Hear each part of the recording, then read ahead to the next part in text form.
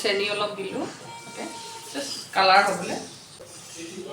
আলু ফ্ৰাই কৰি ওলালোঁ, কণী ফ্ৰাই কৰি ওলালোঁ। আগতে মই মানে বইল কৰি থৈছিলোঁ কণী আলু। কালি জিৰা অলপ ফোড়নৰ পানী দিলোঁ,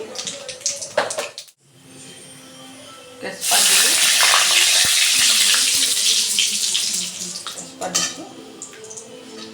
এইখিনি মই আধা পিচি থৈছিলোঁ, নহৰু, এইখিনি পিঁয়াজ, ধনিয়া পাউডাৰ 1 চামুচ অলপ দিলোঁ, জিৰা পাউডাৰ, ধনিয়া পাউডাৰ 1 চামুচ, জিৰা পাউডাৰ আৰু জলকীয়া পাউডাৰ 1 চামুচ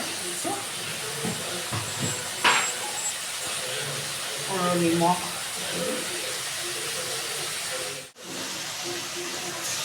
পিচি দিয়া নাই, মই অলপ জলকীয়া দি বেছিকৈ দিলোঁ ইয়াতে। ভাজা হৈ গ'ল, ধুনীয়াকৈ তেল ওলাই আহিছে ধুনীয়াকৈ। এতিয়া মই আলু দি দিম।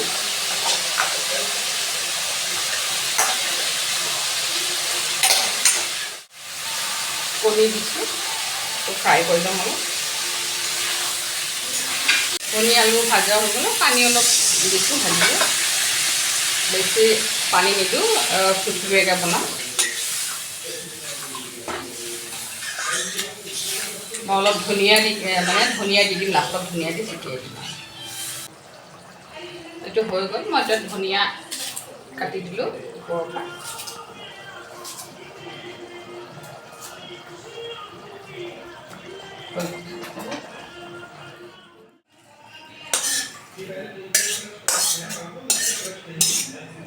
ধুনীয়া হৈছে তৰকাৰী আধাৰ চাহ।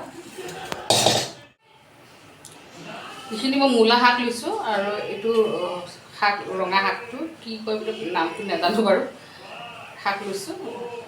এইখিনি কচু, আলু কচু যে সৰু সৰু কচু, এইটো মই বইল কৰি থৈছোঁ, এইটো মই শাকেদি বনাম। নহৰু কাটি লৈছোঁ, নহৰু দি দিছোঁ, শুকান জলকীয়া দি দিছোঁ। এতিয়া হালধি অলপ দি দিওঁ আৰু নিমখ অলপ আগতীয়াকৈ দিলোঁ এইখিনি। এতিয়া মই মূলা শাক আৰু এই শাকটো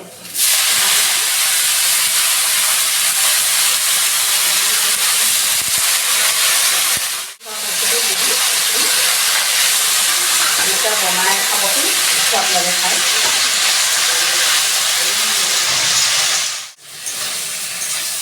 কচু আৰু শাক হৈ গ'ল ভাজা, এই দেখিছেনে ধুনীয়াকৈ হৈ গ'ল, খাবলৈ সোৱাদ হয়। আৰু বিলাহী চাটনি বনাম, পুৰি লৈছোঁ বিলাহীটো। তাত কেঁচা জলকীয়া লৈছোঁ, 5-6টামান নহৰু, এমুঠা ধনিয়া আৰু নিমখ সোৱাদ মাৰি দিওঁ, নিমখ দিলোঁ। পটাত পিচি লৈছোঁ, পটাত পিচিলে চাটনিবোৰ খাবলৈ সোৱাদ হয়, মিক্সিত পিচিলে ইমান সোৱাদ নহয় খাব। পুৰি লৈছিলোঁ যে, মই ধোৱা নাই, খালি বাকলিবোৰ পুৰা বাকলিবোৰ উলিয়াই দিছোঁ, সোৱাদ নহয়,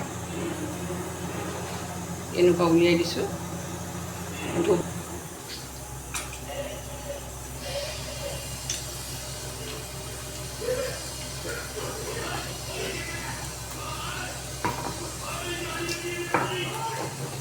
পিচা হৈ গ'ল, পটাত ধুনীয়াকৈ পিচি লৈছোঁ। আজি মই কণী আৰু আলু তৰকাৰী বনাইছোঁ ধুনীয়াকৈ, অলপ মানে গ্ৰেভিকৈ থৈছোঁ, বেছি হেৰি থোৱা নাই। আৰু শাক ভাজি আৰু কচু বনাইছোঁ, আৰু বিলাহীৰ ধনিয়া চাটনি। কেনেকুৱা লাগিছে কমেণ্ট কৰি জনাব, শ্বেয়াৰ কৰিব, লাইক কৰিব।